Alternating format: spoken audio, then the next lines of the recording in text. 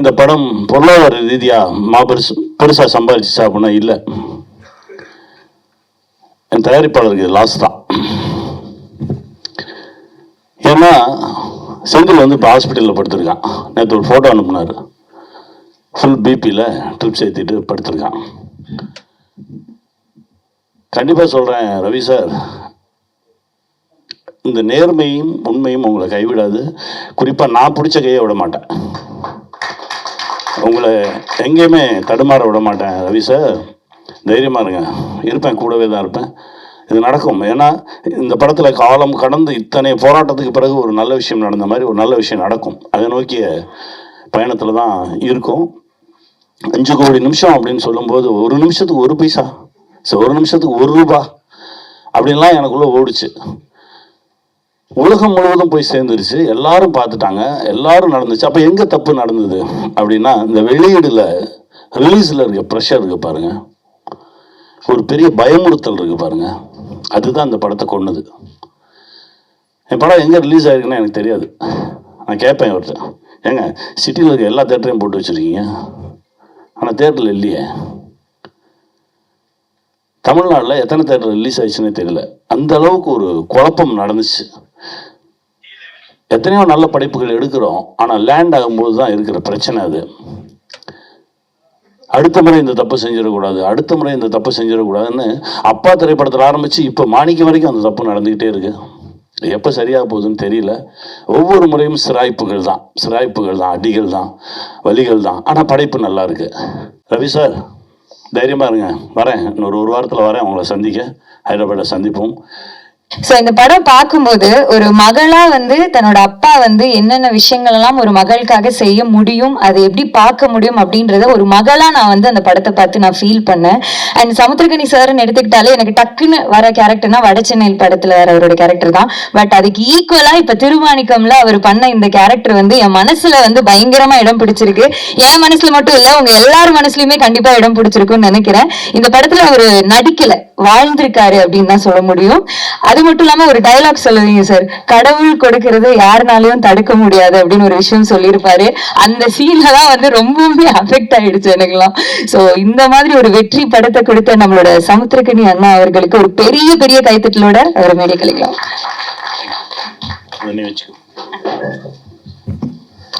இறைவனுக்கு நன்றி. ரொம்ப தொப்பி கட்டிடுவா, இது ஓகே. மூஞ்சியை மறைச்சிக்கிட்டாலும் என் வாய்ஸ் வச்சு கண்டுபிடிச்சிக்கோங்க. இறைவனுக்கு நன்றி. ரொம்ப ஒரு மகிழ்ச்சியான ஒரு தருணம். தம்பிகளுக்கு முதல்ல நன்றி சொல்லணும். ஏன்னா எங்கே ஒரு நல்ல விஷயம் நடந்தாலும் அந்த இடத்துல சவுந்தர் இருப்பான். அவன் இருக்கானாலே அங்கே ஏதோ ஒரு நல்ல விஷயம் நடந்துகிட்ருக்கு. இப்போ கரண்ட்டில் நடந்த விஷயம் வரைக்கும் தம்பிக்கு என்னுடைய மனமார்ந்த நன்றி. அப்புறம் கணேஷ் வந்து நான் சீரியல் பண்ணும்போது முதல்ல நான் டைரக்ஷன் பண்ணும்போது ஸ்மால் ஸ்க்ரீனில் பண்ணும்போதுலேருந்து என் கூட பயணிச்சிட்ருக்கான். கணேஷ் ரொம்ப நன்றி.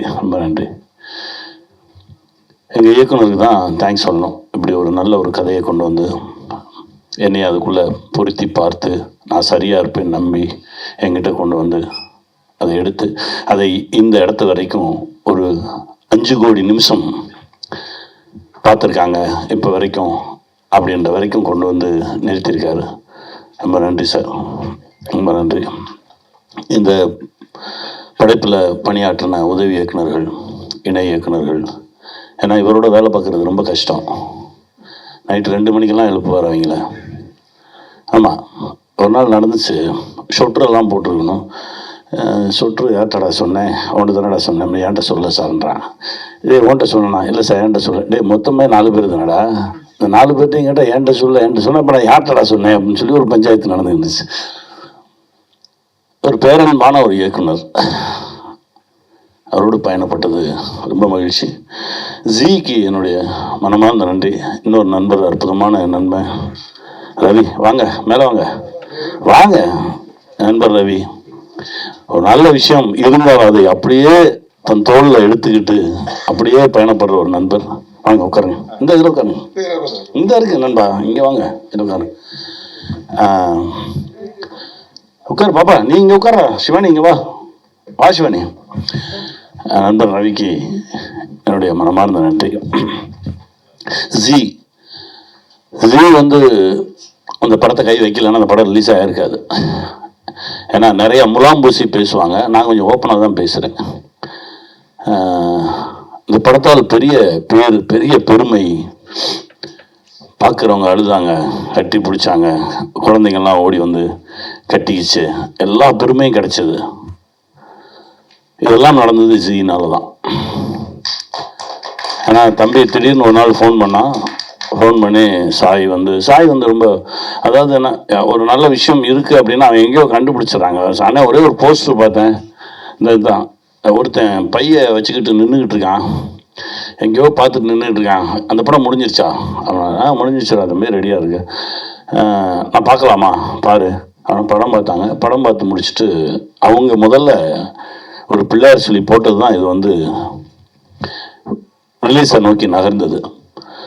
இப்போ இந்த 5 கோடி நிமிஷம் வரைக்கும் வந்திருக்கு. ரொம்ப சந்தோஷம். ஜிக்கு என்னுடைய மனமார்ந்த நன்றி. ஏன்னா சினிமாவுக்கு ஏன் வந்தோம்னு எனக்குள்ள ஒரு கேள்வி இருந்துகிட்டே இருக்கும். ஒவ்வொரு முறை வீட்டுக்கு போகும்போதும் இப்படி ஒரு இடத்துல இருந்து எந்த சக்தி நம்மளை தள்ளிச்சு, ஏதோ ஒரு சக்தி நம்மளை நகட்டி சென்னை வரைக்கும் கூட்டு போயிருக்கு. ஏன்னா யாருக்குமே சென்னைக்கு வரணும்னாலே சென்னைன்றதே பெரிய பிரமிப்பு. அப்படி ஒரு நகரத்தை நோக்கி நம்மளை நகர்த்தினது எந்த சக்தி? அப்படி நகர்த்தி இருந்து இங்கே இவ்வளவு நம்மளை பரபரப்பாக இயக்கிட்டு இருக்குன்னா ஏதோ ஒரு காரணம் இருக்கும்ல அப்படின்னு தேடிட்டு இருக்கும்போது தான் எனக்கு வினோதய சித்தம் பண்ணுவதற்கான வாய்ப்பு கிடைச்சது.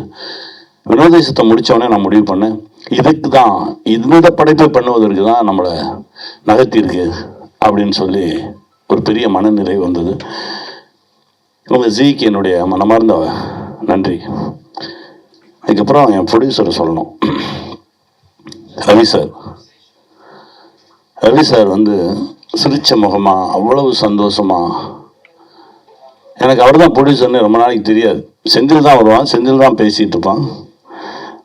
நான் வந்தாலே தள்ளி அந்த பக்கம் போய் சைடில் நின்று சிரிச்ச முகமாக ஒருத்தர் நிற்பார். நம்ம பார்த்தா வணக்கம் மட்டும் அவரும் போடுவார். யார் இது அப்படின்னு கேட்டால், சார் அவர் தான் சார் ப்ரொடியூசர்னாரு. அப்படி அறிமுகமாச்சு. செந்தில் தான், என் தம்பி செந்தில் தான் எல்லாத்தையுமே அவர்கிட்ட இருந்து எல்லாமே அவர் எக்ஸிக்யூட் பண்ண வச்சது. செந்திலும் ஒரு தயாரிப்பாளராக இருந்தார். இன்னைக்கு வந்து இந்த படம் பொருளாதார ரீதியாக பெருசாக சம்பாதிச்சா அப்படின்னா இல்லை, என் தயாரிப்பாளருக்கு லாஸ் தான். ஏன்னா செந்தில் வந்து இப்போ ஹாஸ்பிட்டலில் படுத்திருக்கான். நேற்று ஒரு ஃபோட்டோ அனுப்புனார், ஃபுல் பிபியில் ட்ரிப்ஸ் ஏற்றிட்டு படுத்திருக்கான். கண்டிப்பாக சொல்கிறேன் ரவி சார், இந்த நேர்மையும் உண்மையும் உங்களை கைவிடாது. குறிப்பாக நான் பிடிச்ச கையை விட மாட்டேன்,